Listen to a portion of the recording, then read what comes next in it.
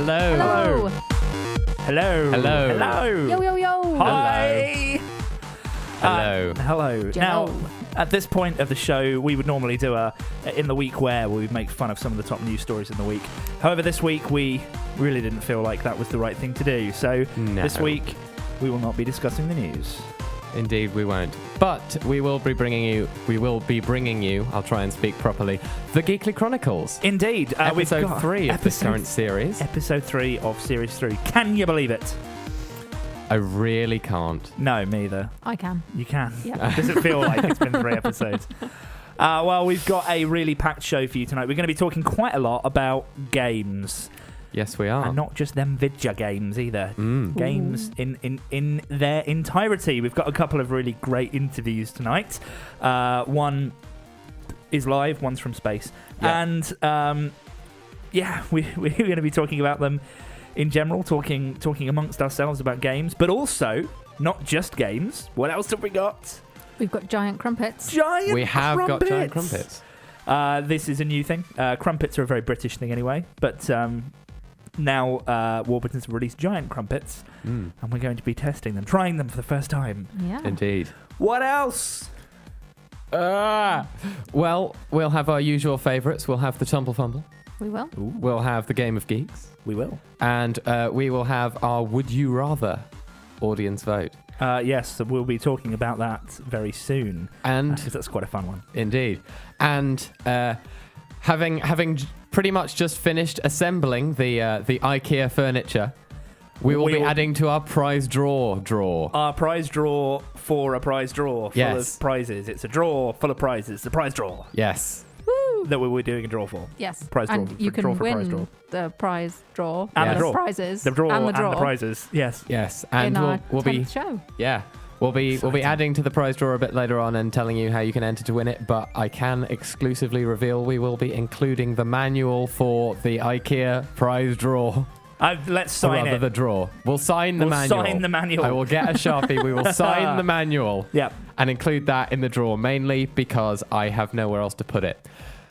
that is very true. So you could win an attractive IKEA draw. full of prizes. Full of prizes. Full of prizes. It's not just a random draw either. It's like a really cute little unit. Yeah, it is thingamajig. actually Yeah.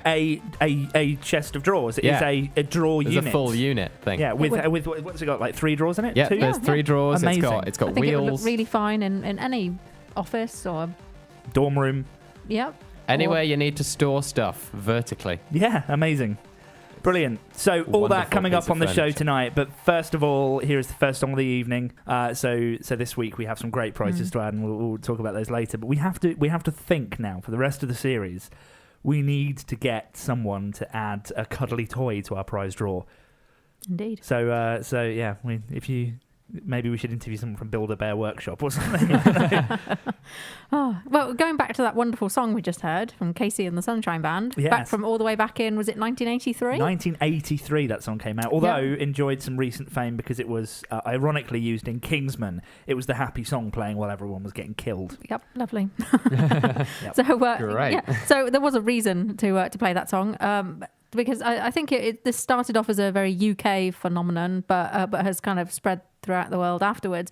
And that's compilation albums called Now That's What I Call Music. So the very first one in 1983 had that song on it. So that's why we picked that today. And that's mainly because today the 92nd Now That's What I Call Music album came out I in the feel UK. old. I know, yeah. When I was growing up, sort of early teens, would buy these albums, and they're very of the moment, obviously, as the name implies. Now, Yeah. and so now 92 came out today, and I've got here cassette tapes of now 29, 31, and 32 that I bought when I was That's amazing. much younger. Have we than I am put today. some pictures up of that on Twitter or something? But we will do momentarily. Brilliant. I've taken some, so I'll get onto that. So these have brilliant 90s classics on there that we've been reminiscing about all day. Yeah, and I mean, I was looking it up on the internet. I mean, if I can fish out my Wikipedia page, because it started out in the UK in 1983, as you said, and it has spread to other parts of the world. So out in the US, they started in 1998. They started releasing now, and they started from 0 again there, or from 1. And are currently on, now that's what I call Music 56, out in the US. And it's also been in other parts of the world as well. So over in the Philippines, Indonesia, Malaysia, Taiwan, Hong Kong, Thailand, etc., as the Wikipedia article says, they're up to now 10. Australia has had various versions, and I think they stopped for a while, and now they do, now that's what I call summer, and now that's what I call winter. So they do 2 of those a year. In Israel, apparently, they're up to now 20. So it's a phenomenon that has spread all over the world. But I remember as a kid listening to all of these, now that's what I call music. I used to buy the tapes, and then when I got a CD player, I bought the CDs. And they were absolutely brilliant. And we were looking through at some of the back versions of Now earlier to see, what some of them were like. I mean, some of the Nows that were around the times that we were born and things like that were quite brilliant. But also I remember, so what's the one that you've got there? I've got 29, 31 and 32. So I think we were mainly picking songs off 31, which I have to say is just an absolutely phenomenal compilation album. So Now 31. So Now 31 came out on the 31st of July, 1995. Can you believe that? So that was just the summer before I started at secondary school. So... wow. Yeah, wow. I would have been 11. So, 95. It was released on vinyl, audio cassette, and compact disc. Ooh, wow. Compact disc. And newfangled. 3 songs reached number 1 in the UK from that. Some might say by Oasis. Boom, Boom, Boom. Do you remember that one? I do. Everybody say Wayo. Wayo. And then Dreamer, which was by... I'm a dreamer. Yeah, that's the one. That's how it goes. It was by Live Enjoy. Live Enjoy. Yeah, that's right. But there were this is like a rubbish version of the intros round off Buzzcocks. Yep. Basically. Yeah. But but there were loads and loads of really awful but brilliantly cheesy songs on this one. So I'd love to hear from you all as well. What was your first Now? What was, or more than that, what was the first song that you remember actually buying? So, I mean, in the chat room, we've got Lassie Nessie, who has said that they buy Now albums all the time, which is constantly great. Buying Now Constantly buying albums. them. Every day. Every day I buy a Now album. It's the same one for 6 months of the year, but hey. But what is the first song that you remember buying? I mean, was your first music purchase a Now album? No, I think it was a single that I bought in Asda for 75p. Wow. It was Independent Love Song by Scarlett. I love that song. Is that right? Yeah. Yeah. Independent Love Song, definitely. Yeah. 75p. Yeah, what about you? So it was kind of a family tradition for me that on birthdays someone would get the next Now album that was the nearest to their birthday. So that as a family we would just amass this huge collection of CDs, and then iTunes sort of happened and we just stopped. That's the point in which I stopped buying CDs. I was at university. Excuse me. I was at university the first time I bought a song on iTunes, and that was it. I didn't go back to buying CDs after that. We were running out of places to put them. We kept losing them because obviously once you get the CD, and I'm not condoning copyright infringement, but you've got to copy it onto everyone's computer so they can put it on their MP3 player. Well, yeah, I mean, I didn't swap it around the family. But I remember the first MP3 I ever had, though. I mean, the first song I ever bought was "Tell Me When" by the Human League, and I got it on tape. But the first MP3 I ever had was "Dancing in the Moonlight" by Toploader, and it wasn't the best quality MP3, and it wasn't the best quality speakers on my computer, so it sounded rubbish. And I thought to myself, well, this is all right, but it's never going to replace CDs, is it? Wow. Samathy says, Samathy's first album was Katie Tunstall's Eye to the Telescope, which to this day is still a brilliant album. Yes, yeah, absolutely. Great album. But I think, Now 31 was indeed a classic for us. Although we did pick a particularly cheesy tune from disc 1 or cassette 1 side 2 of Now 29, which made us reminisce quite did. strongly. Oh, God, Now just before we play that, let's see if I'm going to try and do the intro to a couple of these and see if you can guess them. See if either of you can guess them. It is going to be like a rubbish version of the intros, This right? is an awful version of the intro. Wow. Song. Okay, so I'm just looking through the track list here. So this is Now 31. So this is all stuff that was... Now 31 was released in 1995. So this is all stuff of the era.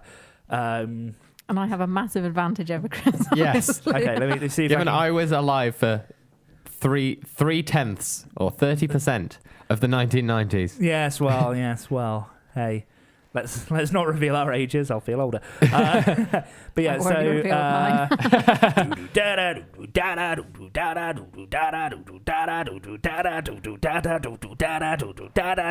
I know it, but I can't remember the name of the song. She Well, came what from else Greece. happens She had in a it? thirst Oh. for knowledge. She studied sculpture at St Martin's College. That's where I caught her eye. Which is Pulp's Common People. Pulp's Common People. Although the version by William Shatner Is is better. much more hilarious. Yes. Let's try another one. You've got a track listing in front of you to Oh, look yeah, at as that's well. right, but I didn't want to cheat.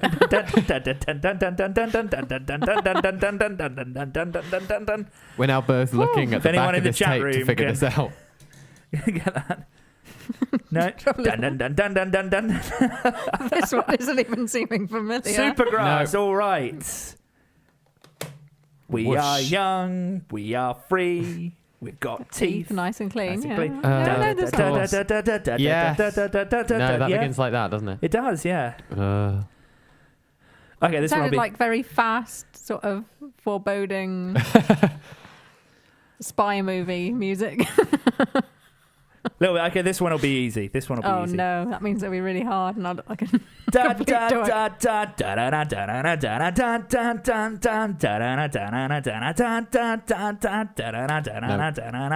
da da da. I thought love was only true in fairy tales. made for someone else, but not for me. Yes, Woo! it was the re-release of I'm a Is it Believer. like Vic and Bob or something? Vic Reeves and Bob Mortimer. Oh dear. Oh my god. Okay, but now this is the song that we're going to play now. We're going to inflict on you all. Let's see if so how does the intro to this one go? It's kind of bum bum bum bum bum bum bum bum bum bum bum bum bum bum. That's kind of the intro, isn't it? It was people took it seriously, but mind you, people back then thought Billy Ray Cyrus was good, Yeah. and all Billy Ray Cyrus did was spawn Miley Cyrus. Yes. I like the way you say spawn. Well, she can't exactly have been born. It was more of a spawning, surely, Yes. for Miley Cyrus. The way that Hollywood-esque celebrities are kind of replicated. You're That actually a closet Cyrus fan, aren't you?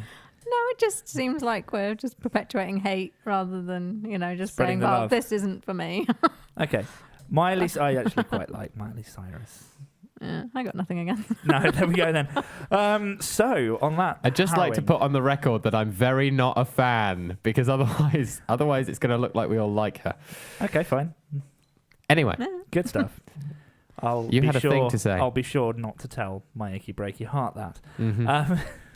So, the prize draw. The prize draw, the masterfully crafted Draws. IKEA Yes. prize draws. So what I have behind me. what is currently in our prize draw? Well, currently in our prize draw, rather excitingly, we have got the script for the Jingles signed by Hattie Hayridge. Yep. Do you want to twiddle a few Also buttons? known as Holly from Red Dwarf. Yeah. Absolutely. Featuring such hits as Continent yellow alert. and Yellow snow alert. there's a lot of yellow. Snow alert. Yeah, and also It looks like you're listening to a podcast. Would you like some help with that?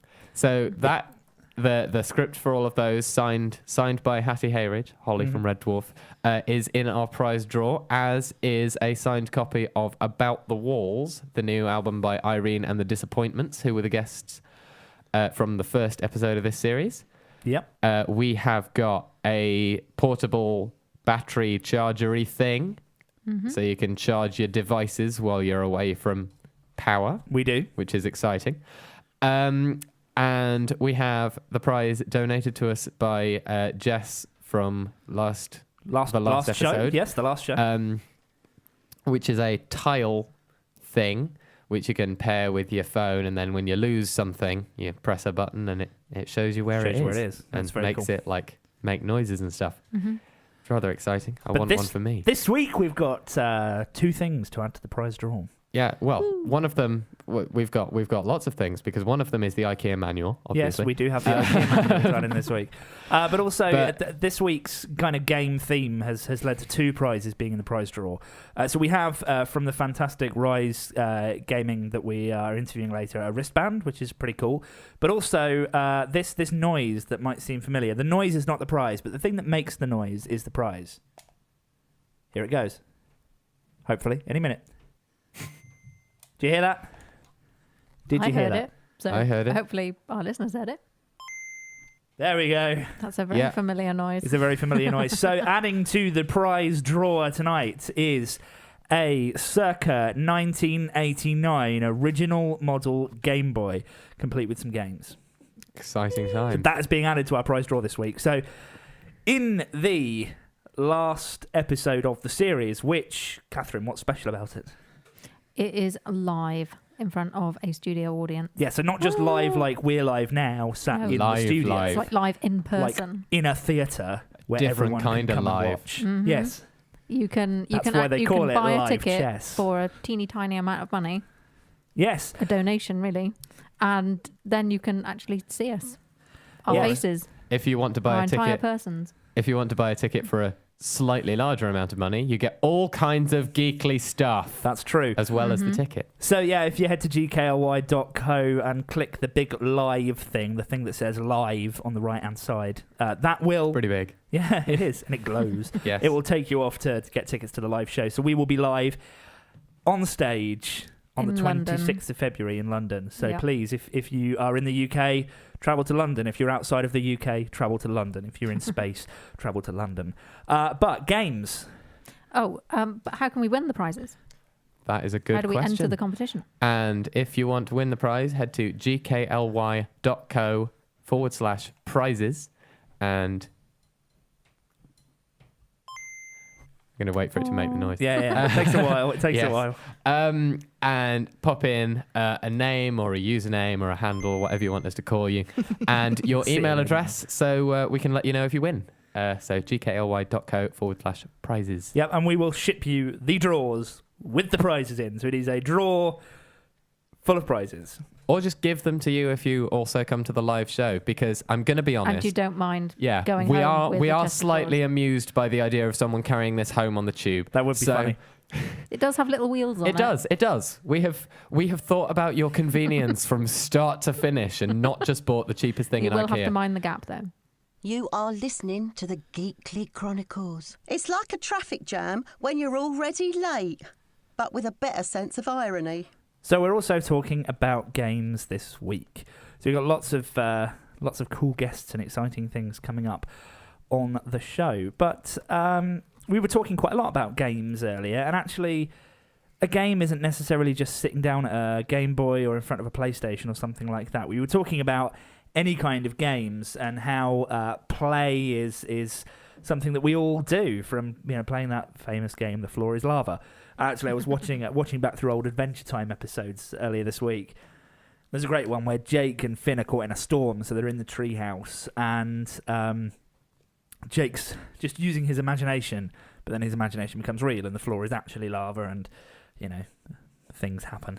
And we're joined now by Talen Lee, and this is, unfortunately, we have to admit here, a pre-recorded segment, but we were on the bridge of the USS Enterprise at the time, as you can probably hear. So I feel like that's forgivable. Yeah, I somehow. mean, we had to pre-record this bit of the interview, largely because the person we're interviewing is in a different time zone, and also because we were in space. Yeah. So hello, It does Talen. make interviews slightly awkward. Hi, Talen.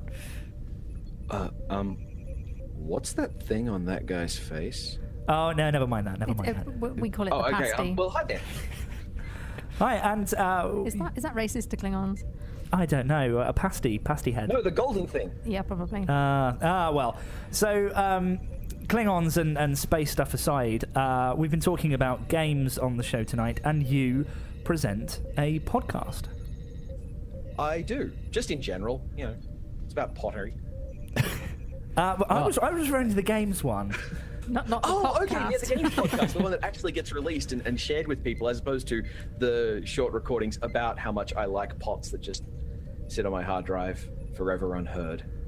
Anyway, yeah, I host the Downloadable Concept podcast along with my wife, Fox Lee, 3 munchlaxes in a human suit, and cousin Jeb from Canada, who is a games journalist for, I'm going to get this wrong, indiegames.com, I believe.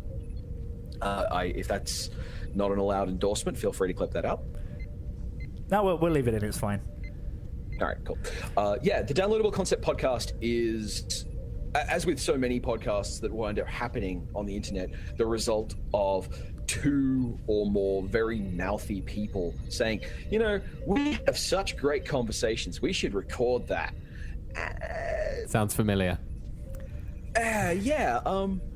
Then 1 week later, after I had to do the editing, I realized that we had kind of done something very foolish and committed ourselves to it. But in the process, we've become better at it. I hope. Yeah, well, I mean, I've been listening to the podcast for a little while, and it is very entertaining. Least of all because hearing your friends do a lot of swearing is always quite fun. But I mean, it's be careful. Yeah, the thing that I do like about it though is that it's just a very positive look at, you know, here's some of the stuff we've been playing and here's what we've been up to, and you know, I like that. It kind of adds that human face onto the world of games.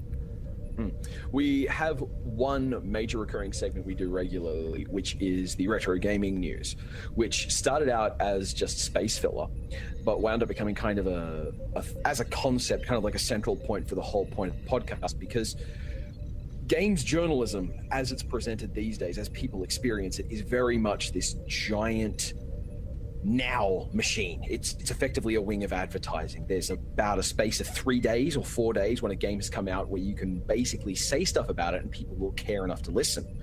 But what we do with the retro gaming news is we grab this time N years ago and we look at just what games had come out, and that lets us put the contrast between the initial buzz and the news that people were like, oh my god, this game's come out, it's the best thing ever, and what we now know about it.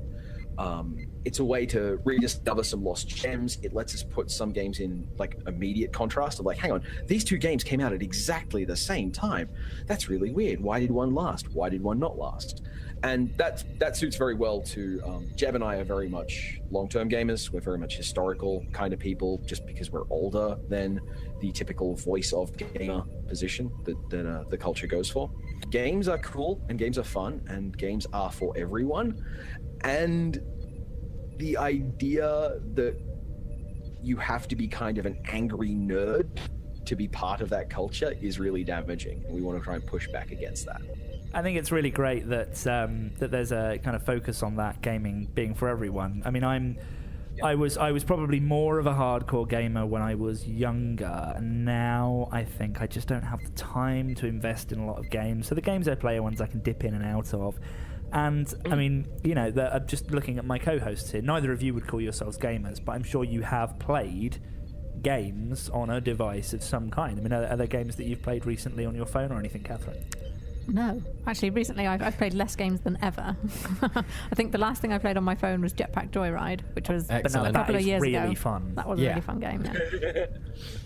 Well, I just finished a semester at university where, thanks to latching onto a teacher who's very good with these topics, I've been doing a lot of academic level reading and conversing about games. So there's a part of me that wants to leap into the conversation and go, oh, you haven't been playing games? But everybody plays games, and you know, exploring the branching meanings of game and play space and quoting academics like Huygens and stuff like that, which is really, to me, interesting, but you've only got a limited amount of time, and I'm pretty sure they're going to beam you out of there at any point. Yeah, I can see. I can see Spock's finger on the button. But that's a good point though, because we have played tabletop games in the last year, and I love tabletop games, and the 3 of us have played them together many times. I play them at the pub a couple of nights a week. It's just something that you do with people, right? Yeah, you don't even do them with people. You do them with yourself as well. This is an experience that isn't necessarily universal, but it's close enough to universal that I have a sort of a pet theory about it. Have you ever been walking on a tile floor and notice my footsteps past this many tiles? So if I position my foot this way, I can make my footsteps the same. Yeah, I do that quite a lot. Yeah. Or I want to make sure I only hit a brown tile and a white tile and a brown tile and a white tile. I do that all the time, especially when if I'm on the tube and I'm walking like a long distance between the Waterloo and City line and the Northern line at Bank. I'm always amusing myself by trying to get on the right coloured tiles and things. Yeah. That is an example of a game. That's a game you made, and it's a game that is only for you. That's a really common human experience. In the context of an academic level discussion, games are basically machines to create play. And play is sort of this special little segregated bubble where there's stuff inside the play that you only care about because you're engaged in the play. Speaking in a broad, holistic sense, no one actually has a reason to be invested in whether or not Mario rescues Peach. That's a story the game tells you, but there's no inherent intrinsic value to Mario rescues Peach. Basically, you sit down to the game and tell the game, all right, I'm going to care about what you tell me to care about for a while, and that caring, that emotional state is going to be part of why I enjoy this experience. The play is the thing. The play is the thing. Oh, I like that. Well, yeah, that interestingly is a line that we use quite a lot when we're discussing play like this, where because this experience is universal, we also get into these really contentious arguments outside of the academic space of what is a game? Is this a game? Does this count as a game? And that usually reflects someone who doesn't really get the entire conversation about, defining things like this. So if you are at all a participant in the game known as The Game, I'm sorry, I've just ruined it for you. I've just lost it. Mm-hmm. Thanks. Yeah, right. I don't actually partake. I retired from semi-professional play of The Game. For those of you who aren't aware, The Game is a game where the whole purpose of it is you're not playing, you don't think about the game. And if at any point you do think about the game, you have to announce that you just lost the game, which has the side effect of anyone else around you experiencing the game. Yeah, sorry. Anyone else around you experiencing that same moment of thinking, oh, I thought about the game, I lost the game. Now, when people complain about this video game isn't really a game, and this video game isn't really a game, or Snakes and Ladders isn't really a game because it just plays itself. It's like, the game is a game which is explicitly about not engaging with it. But it's definitely a game. So our ideas of what constitute a game are big enough and broad enough to enclose the game, and somehow they throw out things like Proteus and Gone Home, or indeed mobile phone games. So what you're really saying is that a game is a game as long as you play. Pretty much. And I know that sounds really tautological, but if you said that in front of an academic audience, they'd be like, player. Ooh. Yes, gaming is in the eye of the player. I like that as well. So yeah, player's gonna I'd play. almost argue game is in the hand of the player, just because there needs to because implying some degree of interface rather than observation. But at that point, I'm getting kind of boring. Well, I mean, it's a really interesting topic of discussion, and I think one that we all recognise can be a bit contentious sometimes with some of the games journalism out there. But with that in mind, then you're thinking about every single type of game, all of the different types of game, from jumping on tiles to sitting down at a PC and playing a game. Which game would you say you have played the most in your life? I think that if you got down to the bedrock of it, the single game I've played the most my entire life is a game you'd probably know as Let's Pretend. Doesn't ring any bells, but I could pretend that I know what it is. Well, let's pretend we're on the Starship Enterprise. But we are on the Starship Enterprise, Talen. No, we don't have to pretend. Yeah, good point. You're better at this than I am. But, let's pretend, make believe that I'm a superhero, and that person over that tree over there is a galleon, and I'm going to go fly over there. That game, effectively. I'm amazed that there's a tree on the Starship Enterprise, but yes, we'll go with this. It's a pot Keiko plant. has been expanding the gardens. Yes. Clearly, some people have more engagement with office flair than others. Yes. Anyway. But we've got one last question for you, Talen. We've already revealed on the show tonight that we are adding to our prize draw, and our prize draw is a draw full of prizes. An original first edition Game Boy. We're going to be giving away this prize draw of prizes in our live show at the end of the series. But we need to add a game to it. Do you have any particular favourites from the original Game Boy era that you think we should add? I was dating this girl who I really liked, and her name was Fox. And she didn't have a Game Boy or any portable systems. And I had a job, I had some money, and I saw her at a pawn store. That's with a W. I don't know if they have those in Britain. Yeah. Yeah, they do. Of both varieties. I saw her at a pawn shop an original, I think it was the Game Boy Pocket. It was green, it was a color she liked, and there was Pokemon Yellow along with it. And I scraped together the last of my money and I bought them. And then I walked 2 extra bus stops along because to afford this Game Boy and the Pokemon cartridge, I had to use up most of my change for bus fare. To catch a bus to her place to give her Pokemon Yellow. That's a touching story. And that is one of the games that we're giving away with this Game Boy, so good choice. So hopefully Fox will be happy. I hope so too. Just in general, I mean, I've been married to her for 11 years. It helps. Yeah. Well, yep. On both the marriage front and on coming in for an interview. Thank you very much, Talen, for your time this evening. Can I chip in one last thing before I go? Of course you can. This past couple of months for me have been spent focusing on making games.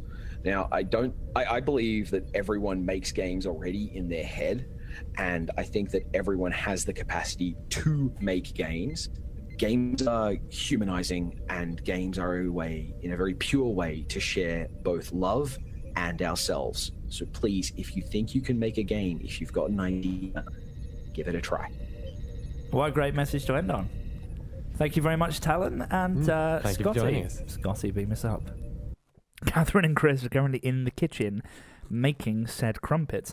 So I'm stalling for a little bit until they get back in here, but in case you didn't know the story behind these giant crumpets, they would have completely passed me by had it not been for the advertising. Now, Warburtons, who are making these giant crumpets, they've just done a series of really brilliant adverts, and I'm ashamed to say that their advertising has completely worked on me. Normally, I'm one of these people that says, "Oh, advertising doesn't work on me," but legitimately, this advertising has worked very, very well. And in their last advert, they had Sylvester Stallone, and it was very amusing. But in this advert, they kind of touched on a real childhood nerve for me and introduced the Muppets to the advertising. And they redid the Muppet theme tune for these giant crumpets. And, well, I love crumpets anyway. Crumpets are great.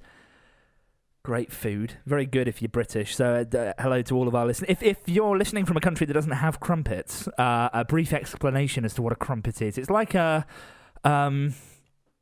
maybe more of a... sort of a... What is a crumpet, anyway? I don't actually know, and at this point my co-host would probably be helping me here, but they're busy making the crumpets in the kitchen. I suppose it's kind of spongy, kind of bready, but also kind of spongy. It's got holes in it, but also kind of solid and dense, and it's a bit of it's like dark matter, basically. Nobody really knows what goes into it, but it tastes... Wow. So yeah, I mean, technology issues aside there, whereby I was pressing a button and it wasn't doing anything. I also, Chris, had no co-hosts here to help me. It was the Kez show with me just flapping my arms around as birds do, as kestrels do. We were slightly worried in the kitchen by the idea of leaving you in here to host on your own. I have all of the buttons in front of me. I could have done anything at all. Yes, it is a real risk. I mean, I know we say we don't trust Katharine with buttons, but... Magnolia alert. Leaving you alone with buttons is equally dangerous. Magnolia alert. Yep. Exactly. So the crumpets are crumpeting. as we speak. Well, that was a really fantastic interview with Talen there. Thank you so much, Talen, for coming on the show this evening. Very much. And yes, as Caitlin pointed out, there were Manchester references in that advert, that hitting the Arndale and everything. I think it's really nice that they've done such a cool job of being very local about it, even though the Muppets are obviously not British. How would you describe a crumpet, though, Chris? I would describe a crumpet as a circle of kind of fluffy, bready stuff with holes in it. But is it bready stuff? Because it's kind of more rubbery than bready stuff. Yeah, I think this may be delving into levels of crumpet science beyond my capability. Catherine has just brought us the crumpets. Instructing as she's bringing the crumpets in from the kitchen. Yes. So yes, they smell amazing. They certainly smell like crumpets. They do smell like crumpets, actually. They do smell like crumpets. This is brilliant. Yes. Crumpets are being deposited on our desk as we speak. Now, I've never been a huge crumpet consumer. It has to be said. You're not a crumpeteer. I am not the most seasoned of crumpeteers. In fact, I'm a very unseasoned crumpeteer. So this will be unseasoned crumpeteer. Sounds like the most disappointing breakfast ever. But so this will be not. Excuse me, just had a momentary coughing fit. It's all the more brought to attention by the fact that you mentioned the coughing fit. Yes, indeed. And in fact, if I continue talking about it now, it's just going to highlight my mistake. So how about we move on? Okay. So this is going to be not only the first giant crumpet experience I've ever had, but one of very few actual crumpet experiences I have had in total. Amazing. So we're just waiting for Catherine to come back in with the final crumpets. Yes. It's the final crumpets. See, this is the reason I came back in the room, so that this kind of thing wouldn't happen.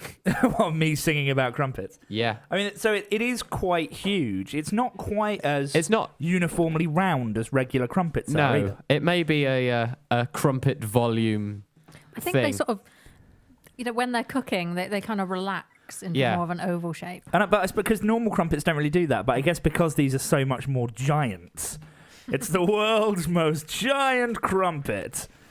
So, we're going to try these crumpets then. Yeah, I brought them in so that you could, start sampling them. No, we were waiting for you. Oh. We can't have them before at the expense of the show. Yeah, of course. You'll have crumpet sweat all over your plates, or just lots of melted butter. What's wrong with crumpet sweat is what I want to know. Right, okay, so go ahead. You two try these crumpets. Oh, we heard that. That's good. How are they? God, that is... So you're coughing That's a lot of Marmite. Right. Tonight is the night that you cough lots. Yeah. Yeah, sorry. I rather was trying to be quick on the Marmite. I see. So there might be some areas that are very Marmite-y and others that are maybe... So I don't have Marmite in mind. So let's give this a go. So, Catherine, please start describing your crumpet. Well, I've long since held that Warburtons make the best crumpet anyway. Because, they do. So these ones... Well, it's all sort of squidgy and crumpety and... I mean, they've managed to make it twice the size and keep the consistency, which is great. Yeah. Mine's a bit sweaty, but that may be because of the length of time for which it was sweating on the plate instead of... Or it might be because I being put in my lots face. of spread on it. Possibly. So, Oh, this is sensational. So, giant crumpets then. Out of 10, what do we say? I mean, last series exactly we had what I was expecting. I mean, last series we had a sandwich-related show. I mean, normally I don't like my crumpets too wibbly. I like them quite well done. Yeah. But the giant crumpets, you seem to be able to get them well done. But but they don't end up like little bricks. Well, that's quite good. It's got a kind of mix of well-doneness and wibbliness. So actually, do you think at this size they're better? It's almost better, yeah. Yeah. So giant crumpets for the win. Is sort of like having two small crumpets. I feel as satisfied by one giant crumpet. Right. Giant crumpets for the win. I think so. Okay, well, on that note, we do have another interview coming up in just a few minutes, and we're going to be talking to someone who has turned a college into a game studio. Okay, I do enjoy that. So sticking with the games theme of the evening then, we had a really fantastic interview with Talen just before, talking about how everyone can make games, or rather ending his interview with the idea that everyone should be able to make games. And we now have Assuming all of our technology games, working. apparently. Someone who is not just making games, but encouraging other people to make games. So assuming this works, I pull our fader up, we should be able to talk to... Hello, are you there? Hi there, how you doing? Fantastic. Hi. Yay. So please introduce yourself to the world. My name's Michael, and I'm from Cambridge Regional College, and I run a company called Rizing Games. And so, I mean, this was something that struck me as pretty amazing. When I met you, you have basically turned a college into a game studio. Yes, basically, that's what I've done, yeah. It's, it was just a crazy idea, but yes, it's kind of worked. So we were just chatting to someone before, I don't know if you heard the interview, someone who was does a podcast, does a bit of games journalism, and said that games create love and understanding, and if you can make a game, if you've ever thought about making a game, you should give it a go. Is that kind of how you view the world of games? Yeah, no, I totally agree. I think it's one of the most amazing creative outlets that you could possibly get involved with. I mean, my background, training-wise, was coming from music and being a professional musician and writing my own music and getting to record and tour all over the world, which was amazing. But gaming's just got that magical, amazing extra to it that's just fantastic. I mean, you've got all the visualization of the games and obviously the creativity and the insight of designing those magical worlds, or just the altered reality of what we do live in. And then, obviously, yes, we've got the sound, which should never be forgotten as well, because obviously it's part of the free, important part of a game. And then there is that, how do we get the mechanics working, and the psychology that goes into gaming is just, it's a whole package that, you just really need to get into and explore everything about it. So what would you say if someone said, all right, I love the idea, I've got loads of ideas in my head, but making games is really hard. How would I even go about it? I don't think I'm good enough to make games. Yeah, everyone can. I mean, there's so many, even if someone feels that there's only one area they can get involved in, like if they feel like, I'm only really good at doing the art side of it, it's not hard to learn how to code and program a game anymore. It's not that hard at all. Programs nowadays for coding are very, very much component-based, i.e. you don't have to really know the in-depth of programming, although I fully encourage you do, because that's when the creativity comes about of designing something completely new that doesn't exist, hopefully. And obviously, vice versa. If you're really good on the other side of things, really get involved on the outside. You've just got to keep going and keep going. And it's getting easier and easier to build games now, and just have that sort of port of releasing all that creativity and those dreams that you've always sort of like wanted to bring to life. And I think that's the thing, right? Games are so often now about bringing dreams to life, and in many ways, games are like films, interactive films that people can play. Certainly, in terms of the blockbusters. But as Talen was just saying in the interview we had previously, a game is anything that you get enjoyment out of and play out of. So what? And in your opinion, when you think about all the different platforms and things like that, what do you think is the platform that you kind of get the most joy out of playing on at the moment? That's a really hard one, because everything has its perks, and obviously everything has different angles of what it can and can't do. Although that bridge is really that gap's really getting a lot smaller nowadays with technology.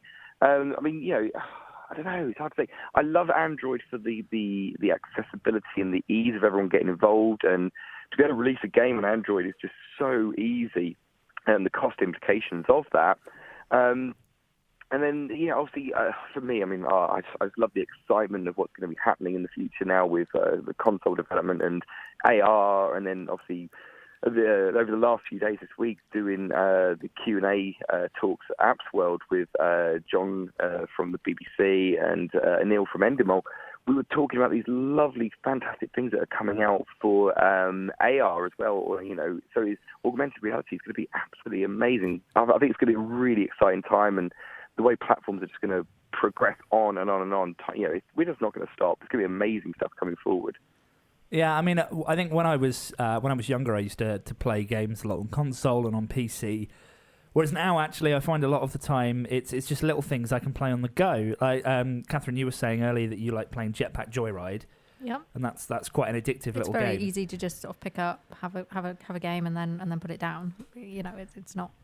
There's no need to sort of keep going back to it or getting sucked into lots of, long hours of play or anything. It's just kind of, I fancy a little, 5 minutes off from whatever I'm doing. Well, and so I was playing some of the games that have come out of the Rising Sun studio, and some of those are just like Jetpack Joyride, really very, very addictive kind of simple games that also have some really stunning graphics. So how do you start with that when you're in your kind of game studio / college? How do you kind of manage that process of people coming in and saying, all right, I want to make a game, and then kind of how does that turn into something that I can actually play like I was doing yesterday? It is quite a process, really. I mean, like you say, they do come in a lot of the time, obviously, because they're college level, they're 16 to 18.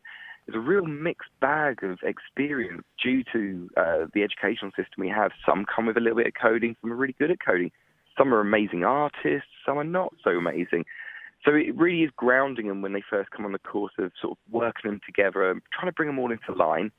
And you do get the ones that come in that really, they've come with this amazing idea for this huge MMO, but their skills aren't there yet, and they won't be straight away. And, of course they'll be able to do it eventually.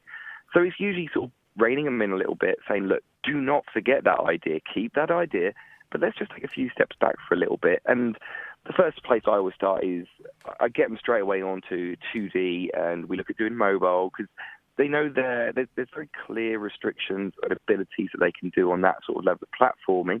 And obviously that'll transfer nicely over to doing iOS as well, which obviously I want to understand both sides of the marketplace. Do not just do one or the other. Try and do both. That's really, really important, and understand the differences.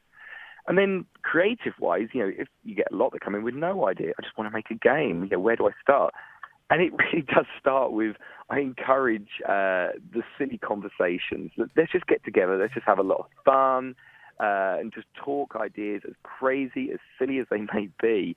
And that's where I think some of the best ideas. And to be honest with you, a lot of studios, one of my most favourite studios, Bozza Studios, that's how a lot of the time they do it. They have these lovely sessions, they all come in, the team gets together and they talk ideas, and and it's that natural development. Okay, this was right, now it's not quite working, this idea, though, seems to be better. So it becomes a real team effort, and I think silly conversations can sometimes be the most best way of starting, for coming up with a really great, new, interesting idea for a game. Well, I will always encourage silly conversations, as that does make up 90 to 98% of most of the conversations I actually have.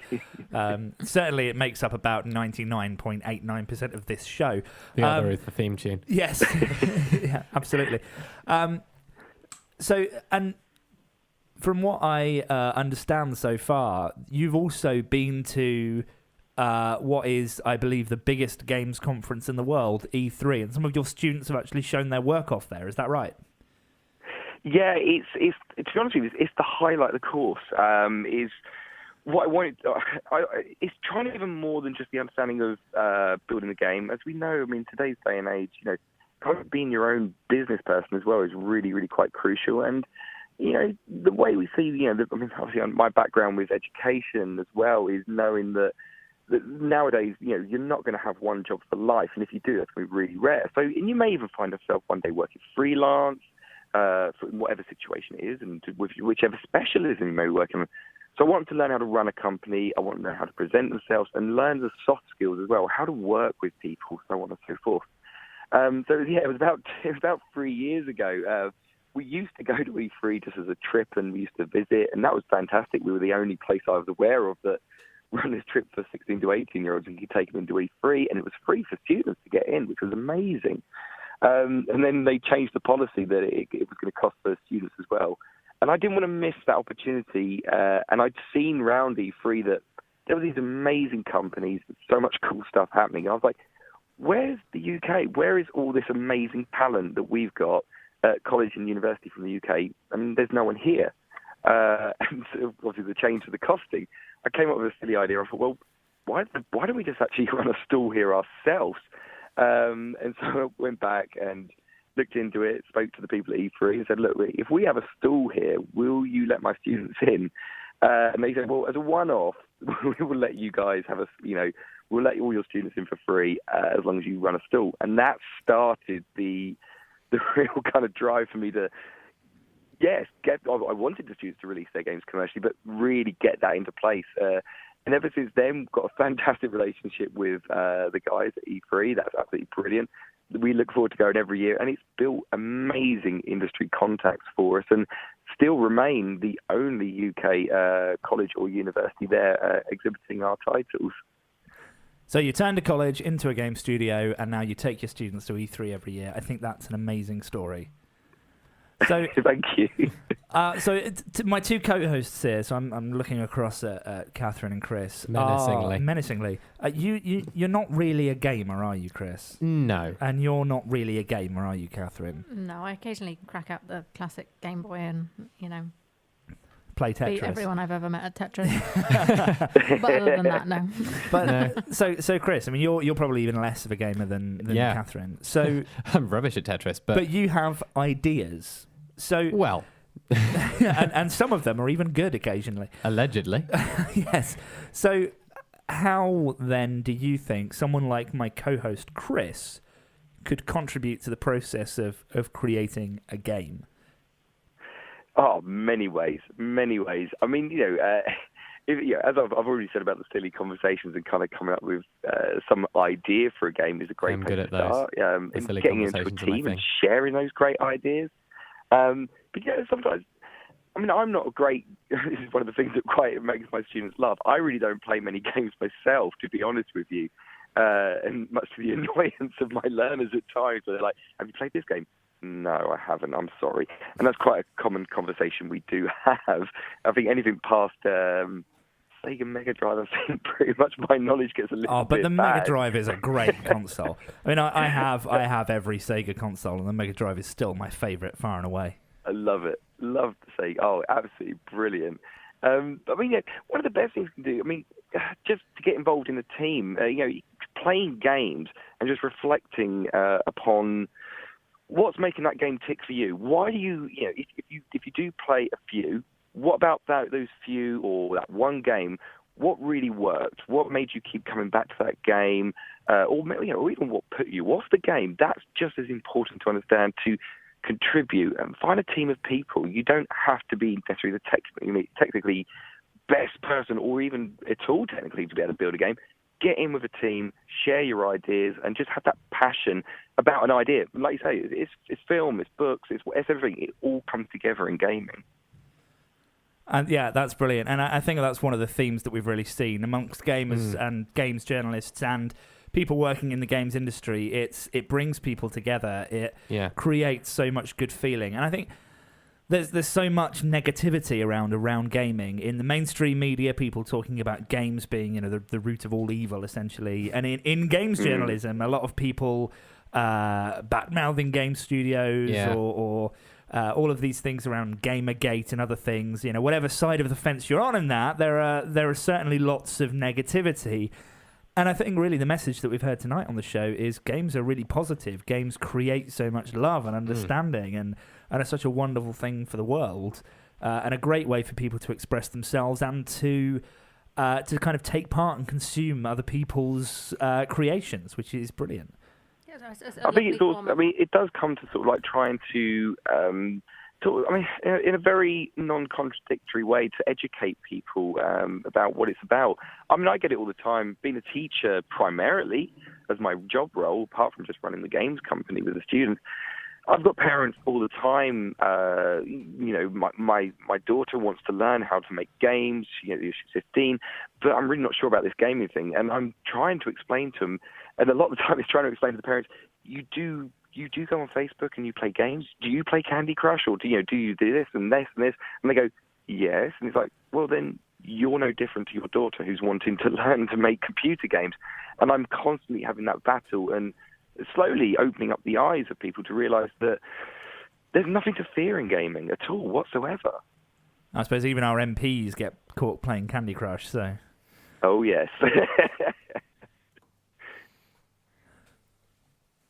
Cool. Well, And it's been really fascinating to talk to you, and I really appreciate you taking the time out.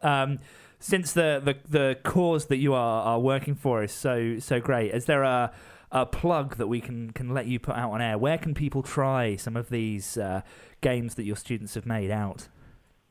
If you head over to the typical www. And it's Rizing Games with a Z on the Rizing .co.uk, and on there is it gives you a link to our Twitter and our Facebook with everything that's going on, and the students run that for us, so they do all that side of the company. But there's also the games section as well, where you can be linked straight off to iOS, so you can go to the App Store, or if you want to do Android and go to Google Play, it will take you to the storefront. And most of the games are free as well, which is really good, because you just want to kind of just have that chance of porting those games out.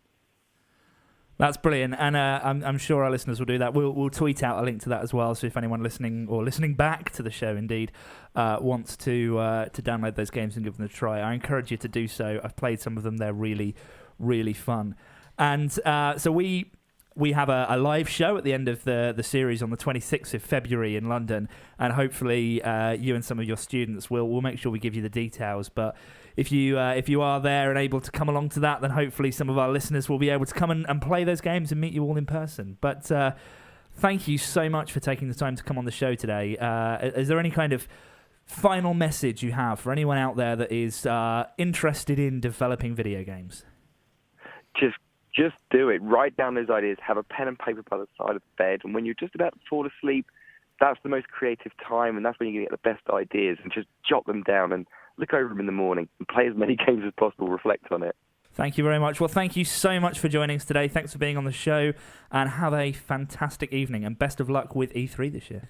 But at least we played a Liliana song. Yeah, it did that thing that it does. It was in a, and as Scatterman I think said in the chat room, it was indeed in a Christmas ad last year, I believe it was. Was it the John Lewis one? Yeah. Well, Scattermoon said bears dancing their way to John Lewis or something. And I said, yeah, that sounds about right. It was something like I don't know. It was about hibernation. I wasn't the world's biggest fan. But then, hey. But then, as we mentioned last week, canitalkabouttchristmasyet.com tells us that we can't. Indeed. So we shan't. But time is ticking away. But anyway, it's time for me to turn the fader up on that computer. Yeah, that would help. It's time for... I do this every week. It's terrible. I really ought to learn how to use our equipment. You know those party games that everyone thinks are still fun when you're sober, but really aren't? It's time for Would You Rather. Indeed it is. And this week we've got... Is it another one you made up, Katharine? No, this one was... Well, no, it was a bit of a mix, wasn't it? A bit of a mix. It was kind of me and Katharine who made it up. You both kind of came up. All I know is I had no involvement in this. Yeah, this is really a Katharine Kez creation. With like K's everywhere. Yeah. Anyway... gaming themed. It is gaming themed. It is gaming themed. And the question is... Would you rather only be able to listen to the Tetris theme tune for like the rest of your life? That's all you could hear. No other songs. Or have the Tetris line clear sound play every time you cough? Which is that noise there. Yeah, that's when you get a Tetris, not just one line. That's a four-line thing. Yeah. Is that actually called a Tetris? It's called a Tetris, yeah. Is that what? Did they name the game after the Tetris or name the Tetris after the game? I don't know. What came first, the Tetris or the egg? Mm-hmm. Indeed. Sorry, I needed a cough. I wish I could have used that earlier. We need your votes to decide whether you, the listeners, would rather only ever be able to listen to the Tetris theme tune or have that noise. Do you want to hit the button again? Oh, that noise. Play every time you cough. Got a bit it might of a be less annoying for on. my neighbours if I have a coughing fit in the night. Might be less annoying for our listeners. So, yeah, do cast your votes. gkly.co/WYR. Yes, so gkly.co/WYR. Yes, for Would You Rather. And let us know which one you would rather. Currently, the votes are on level pegging. Oh, really? They are entirely 50-50. So... that noise is actually quite annoying. It is kind of... I love that noise. That is the noise of Tetris success. that noise will be your epitaph. Just every time someone walks past, motion sensor. Yeah, I'm having that on my gravestone. Yeah. Yep. Here Terrifying. lies Katharine. She was a Tetris. I'm gonna be buried in a tetromino shaped. But I think most people are though. One of those long skinny tetrominos. Well, when I die, I'm going to like, have my crossy body over ones. cut into Tetris-shaped pieces, and then people can then put me together in weird shapes at my funeral. That's a bit disgusting. Sounds squelchy. A little bit, yes. Well, I did randomly when I was online last night. I opened my laptop to do some research for Geekly and found myself looking at the process of putrefaction after someone dies. As Of course, one does. of course, because that's relevant to the show. Yeah, well, what was really interesting was that I found that there were all of these chemicals that already had names that were then given new names that sounded a bit cutesier by a German scientist about 100 years ago. So, like something that was like a certified bean ended up being called That was German, putrescine because it smelled like putrid flesh. And I just really interesting, this idea of naming chemicals after random other things. Right then.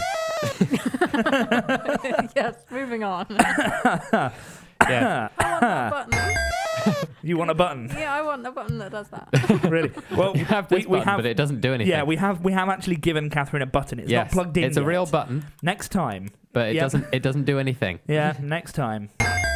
That'll be what Katharine's button does. That will be all that Katharine's button does is go. And that would be pretty amazing. Fantastic.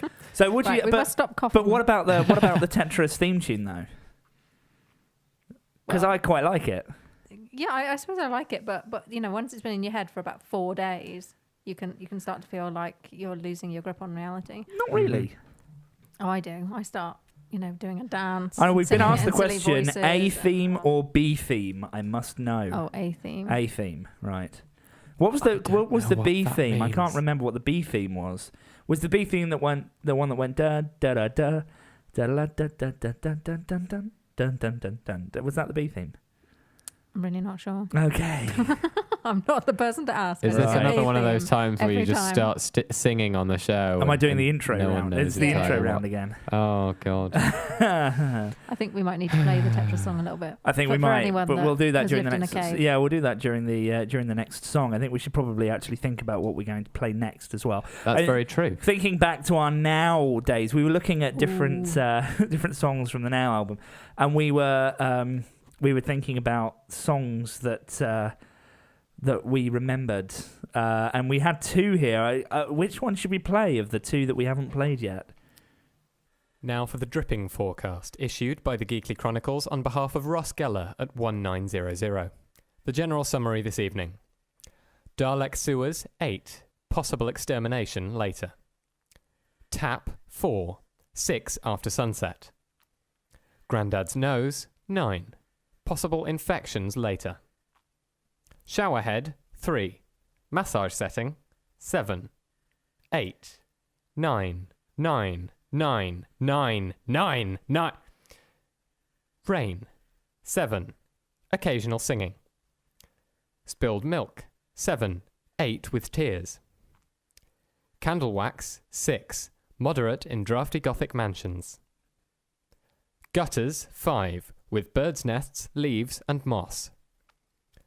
The blood of your enemies, 3. With batleth, 12. Beef dripping, tasty. Heartburn later. Toilet overflow pipe, 3.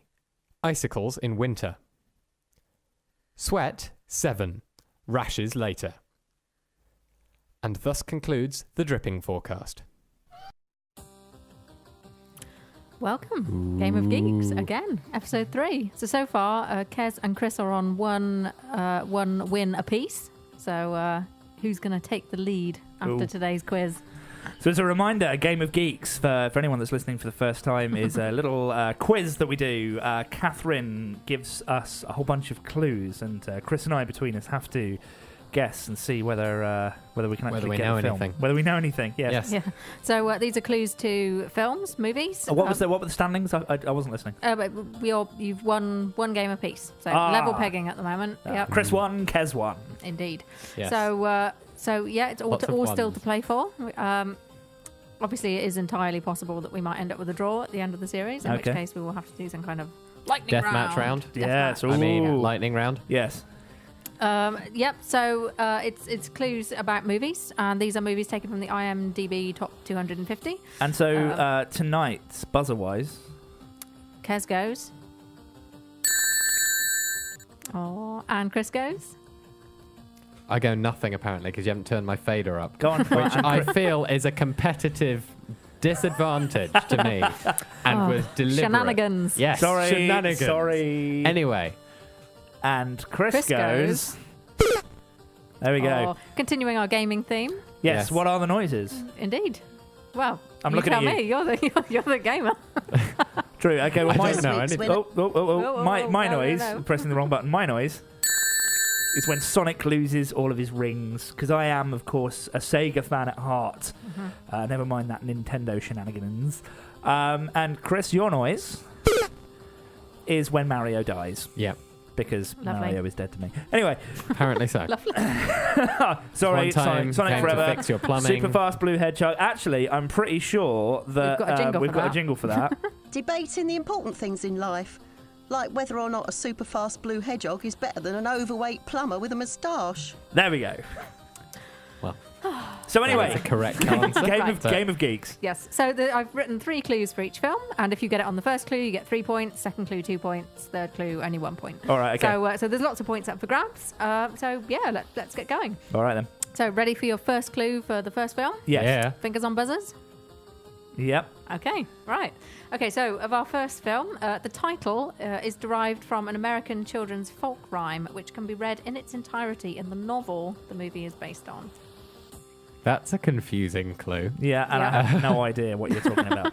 So there's What a are you book. talking about, It's an Willis? American. So there's a book that has some kind of children's rhyme in it somewhere, and they made a movie based on it and took the title of the movie from the rhyme. Cares? Stitch in Time Saves 9. Is that a film? I have no idea. I'm just Well, thinking of things I learned as a child. if it is, then it's not the right one. Children's rhymes that were made into films. You know, I What? think we probably need the next yeah, clue. no, it Yeah, is, yeah. let's I don't move think on. that clue has any hope of All giving right. it to you. Next clue. Okay, this movie is set in an Oregon psychiatric hospital. Hmm. I can hear the cogs in your brains whirring. Yes, but not very fast. No. I have no idea. or in the Next- right direction. Next clue. Next clue. The entire film was shot in sequence, apart from one scene where the patients go fishing. I have no idea. No. Literally no No. idea. This might be easier had you seen a film set in a psychiatric hospital. Oh, well, I where have at seen a some few, point- but not this one. where at some point patients go fishing. Can you think of any films that might be set in psychiatric hospitals so you could have a guess? Good Will Hunting. Nope. But good on you for guessing. Okay, so it was One Flew Over the Cuckoo's Nest. Oh, For those of you playing along at home. There we go. Okay. Okay. Somebody in So- the chat room said, "Is it the Pokemon movie?" Oh, close. Well, closer than my guess. Okay, next clue. Next one. Go Okay, on. next one. So clue number 1 for 3 points. This movie's lead actor's younger brother doubled for him in many of his numerous running scenes. Who runs a lot as an actor? David Tennant. Not really in a movie though, more in Doctor Who. Runs in a movie. I've seen movies where David Tennant ran. Like, What We Did Last Summer. was David Tennant in that? Yeah. Okay. But no. Okay. All right then. Okay, on to Okay. clue number 2. This movie's titular character has, according to a doctor in the film, a back as crooked as a politician. Oh, that was a misfire. I have no idea. You've got to I'm- say something. Premature Mario death. It's a common problem. We're really not doing well So we've this got a week. character with a crooked back who runs a lot. Something Oh, oh, about the oh, Hunchback oh, of Notre oh. Dame. Gez. Forrest Gump. Yes. Ah, yes, yes. the second clue, so that's 2 points for Kez. Oh, so when you put those things together, suddenly, yeah, I know, right? yeah, there we go. So you've got to take the clues together. Yeah. Yeah, not in isolation. Oh, wow. Okay, right. Ready for film number 3? Yes. Okay, No. clue number 1. If you can get it on this one, that's worth 3 points. I can still win this. So this film, along with Slumdog Millionaire, is one of 2 Best Picture Oscar winners to show a child jumping into the waste pond under a toilet. That sounds a bit disgusting. Wow. Yep. Nope. No. Okay. Clue number 2 for worth 2 points. This film is the most expensive black and white movie made to date. No. Guess. Sin City. No. Okay. In a word. Okay. Suppose that was black, white, and red all over. Yeah, there was little splashes of colour in that one. Right. Yep. Okay. Ready for clue number 3? Yeah. As ready as we'll ever be. Clue number 3. Steven Spielberg refused to accept a salary to direct this film as he would have considered it blood money. Interesting. No idea. I feel like I know black and white. It's Spielberg. Spielberg. I feel no like I know idea. this one. Absolutely but it's no just idea. not happening in my brain. No idea at all. Do you want me to tell you?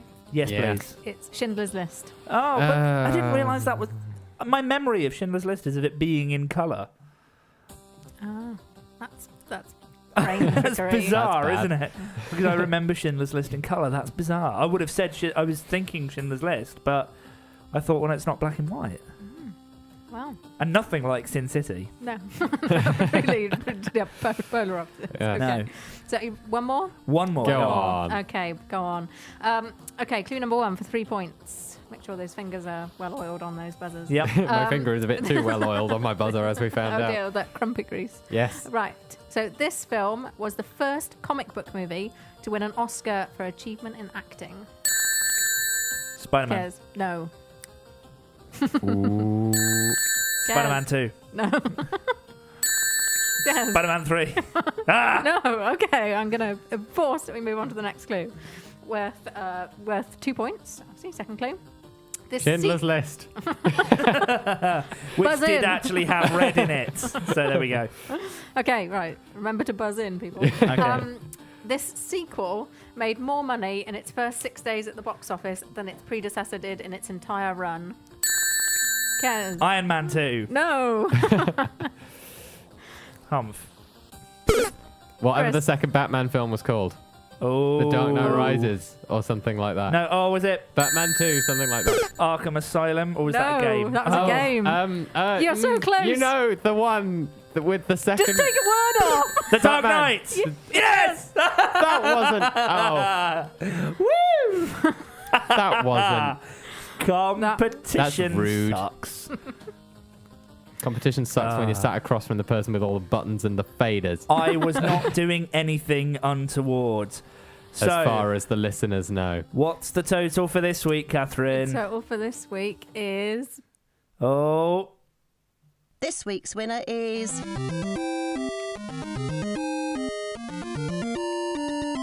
Kez. with 4 points. And Chris was yet to score. I'm going to shake my fist angrily across the table. Really? Oh, that was very unfortunate. It was a tad. So we've got a song coming up now. Please don't forget to vote in Would You Rather. Yes, It's that's a thing. gkly.co/WYR. It's very even at the moment. Yeah, we need you people to vote. In fact, it's otherwise 50-50 at the there moment, really so is a yeah. tie. Okay, that was And just that enough was of that. enough of that. Yeah. And that was a request from Ben Ross in the chat room, but yes, no more. No more. And that was deserving of I a... am going home and getting my Game Boy out. Well, indeed. So that was the Tetris theme, and I'm also going to play some Tetris. yes, yeah, and so we will do the results of Would You Rather very shortly, but In a moment. first. More random happenings from across the internet. It's the Tumbl Fumbl. Hey! Okay. Just give yourself a... A little Yeah, why not? Hey. Hey. So it's approaching that time of year when people do more shopping. Not allowed to talk about why, but it is, and you might well be looking at more online reviews. So I was thinking, well, I've spotted a few amusing or silly or even poorly informed online reviews, shall we say. So the best kind. So I encountered a Tumblr that collects reviews of books where people just haven't really got the point. Brilliant. And onestarbookrareview.tumblr.com is where you want to go. That's one star book review, all one word, .tumblr.com. Loading it up now. And it's classic books, books that you might have had to read for school, really, I suppose, stuff that's considered rather excellent in general. But this is the thoughts of people that have not enjoyed them. So it seems we've encountered a good one. I sure wouldn't call it a novel. It's quite a good one. What book was that for? That was for Bury My Heart at Wounded Knee, an Indian history of the American West. Yes, well, it's not a novel, so well done. The other one is a review on Sun Tzu's The Art of War, which is a book that I've read, and I think it's just one of those little things to kind of keep around, because it's quite an interesting book full of interesting little tidbits. But the review is, every idea is so damn obvious that after 20 pages or so, I thought I was Sun Tzu himself. Okay. It is the most influential book of strategy in the world, and that's what you're saying. My favourite one of these is probably just the review of Gravity's Rainbow that says, "This is why people hate literature." Goodness me. So I found Neil Gaiman, The Graveyard Book. I liked it about as much as I like snakes, and trust me, I hate snakes. This one's interesting. In the Night Kitchen by Maurice Sendak, and a review is, "Young children do not need to be exposed to Mickey's genitalia." Okay, a review here of The Exorcist. This book gave me nightmares, but every book I read will be as boring as this one. Burn. Oh, yeah. There are many one-star book reviews. There's a Shakespeare review that just says, "I think that Shakespeare made up some of the words." That's on Much Ado About Nothing. Yes, it is. Yes. Oh, brilliant. This book is not very good because it is in the olden days. Roald Dahl, Charlie and the Chocolate Factory. Willy Wonka is a psychotic, sadistic, child-hating man-child with a penchant for third world labour.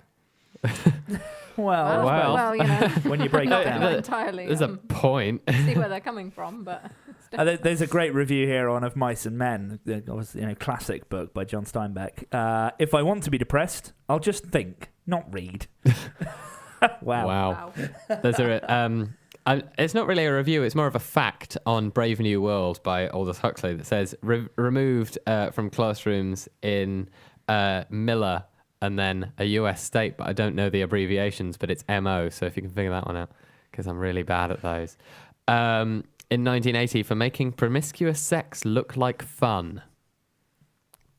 That was removed from classrooms for that reason. Well, there's a review here of Harry Potter and the Chamber of Secrets that just says, "It was so scary and spooky, I'm afraid of Moaning Myrtle."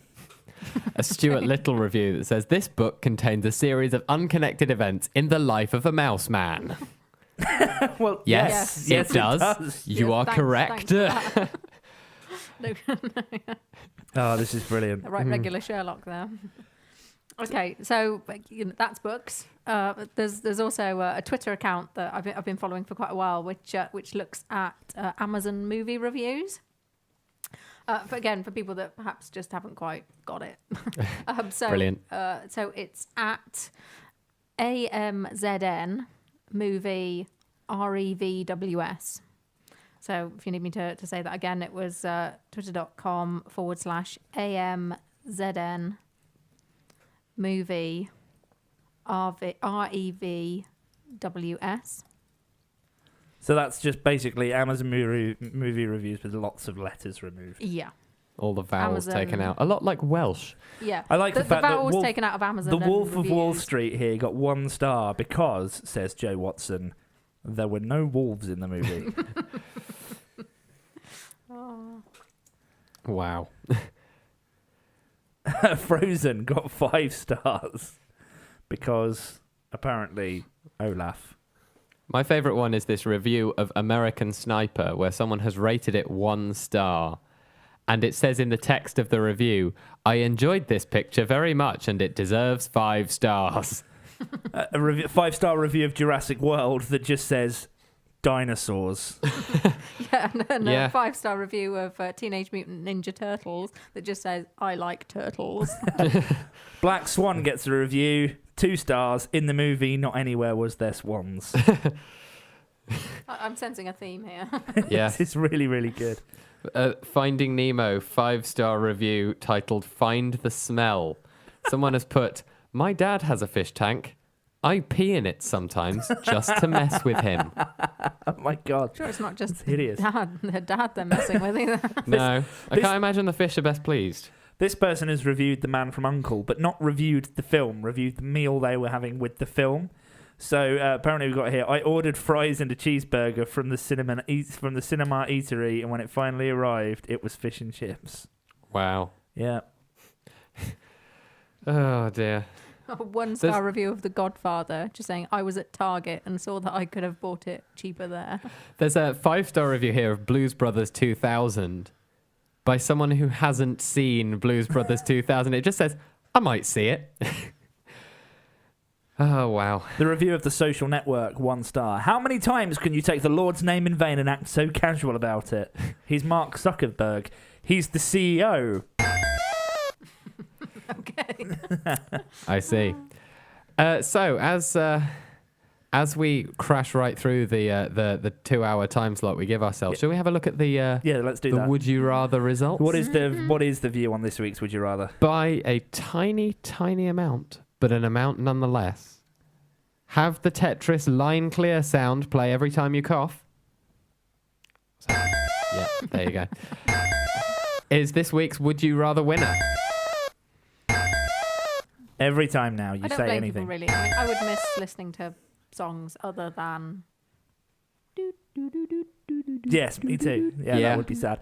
I'd have to agree with the audience vote this week. You got it right, audience. Well done. Well done. So, on a week where we have had 2 fantastic interviews with people from within the sphere of gaming, we have had some fantastic songs. We've talked about Now That's What I Call Music in all of its various guises.